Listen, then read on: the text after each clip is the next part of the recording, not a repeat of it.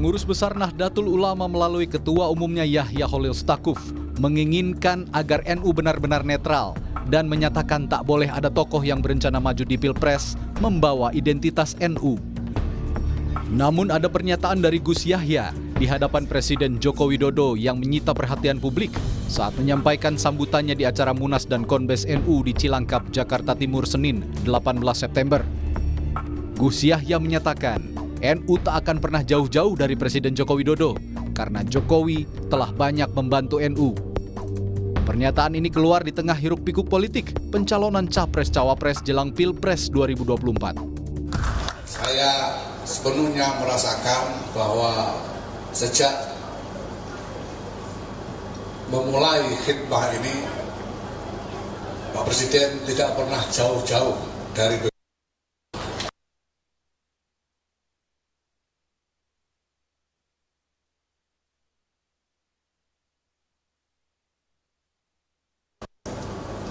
dan tentu saja saya ingin sampaikan kepada seluruh keluarga besar Nahdlatul Ulama, ya ayyuhan nahdawiyun, idza huyyitum bi tahiyyatin fahayyu bi ahsana minha aw rudduha.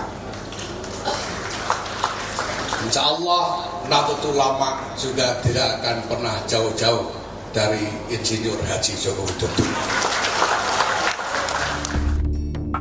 Hal ini pun disambut pernyataan Jokowi lewat pidatonya di acara yang sama dengan menyebut NU punya kekuatan dan anggota yang sangat besar sehingga perlu dikonsolidasikan. Kekuatan NU ini sangat luar biasa. Jumlah anggotanya sangat banyak, sangat besar. Tersebar di seluruh tanah air Indonesia dan bahkan tersebar di berbagai negara. Kekuatan besar ini perlu dikonsolidasi, perlu diorganisasi dengan baik. Digitalisasi bisa masuk sebagai pintu masuknya untuk mengkonsolidasikan kekuatan NU, baik yang ada di dalam negeri maupun yang berada di luar negeri. Namun secara empiris, preferensi politik warga NU tidaklah statis, tetapi berubah secara dinamis. Berdasarkan survei Litbang Kompas Agustus 2023, preferensi politik warga NU secara berturut-turut mengalir paling banyak ke PDI Perjuangan. Selanjutnya yang agak berbeda tipis, ke Gerindra, dan baru ke Partai Kebangkitan Bangsa. Representasi NU seperti yang tadi saya ukur melalui dua pengukuran, kedekatan psikologis, kultural maupun aktif membership tadi, itu luas spektrumnya dan warga NU sendiri tidak pernah monolitik. Jadi sebagian besar mereka yang dekat secara kultural dengan NU itu pilihannya malah PD Perjuangan. Yang kedua adalah Gerindra, gitu ya. Yang ketiga baru PKB. Jadi umumnya mereka yang aktif di NU itu lebih banyak memilih PKB, tetapi yang dekat secara kultural itu kan luas, bukan sekedar misalnya mereka aktif di jejaring seperti NU, Muslimat, Fatayat, maupun organisasi kemahasiswaannya seperti PMI. Jadi, apakah dukungan Jokowi di Pilpres juga akan memengaruhi suara Nahdliyin?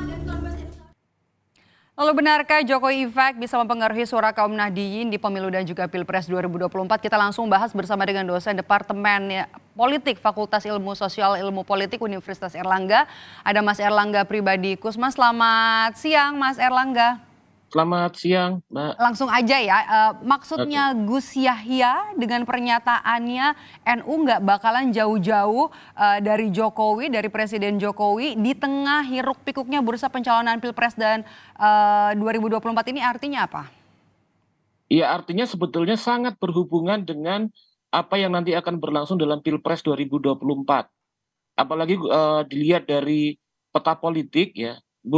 Gus Yahya sendiri sebagai Ketua PBNU menyadari bahwa pilihan dan orientasi politik dari warga NU kebanyakan cenderung pada pilihan yang menjadi bagian dari yang cenderung didukung oleh Pak Jokowi. Sehingga dalam hal ini Jokowi Effect saya pikir akan sangat memberikan pengaruh yang sangat besar terutama dalam langkah politik NU ataupun dalam proses konsolidasi politik dari kalangan NU menuju 2024. Pilpres 2024, begitu Mbak. Oke. Presiden Jokowi juga memberikan pertanyaan ya di acara Munas NU, kalau kekuatan besar NU harus dikonsolidasikan. Apakah ini artinya Jokowi minta suaranya NU ini supaya jangan terpecah? Kalau saya pikir bahwa Jokowi memberikan pesan, beliau sendiri juga tahu bahwa orientasi dari pilihan politik warga NU sebagian besar sesuai dengan apa yang menjadi kecenderungan politik dari Pak Jokowi selama waktu-waktu terakhir sampai 2024. Nah, artinya Jokowi juga melihat bahwa dalam proses-proses menjelang Pilpres 2024 tadi, maka proses konsolidasi dan tetap berada seirama dengan apa yang menjadi orientasi politik dan tujuan politik dari Jokowi tetap dipertahankan oleh kalangan NU.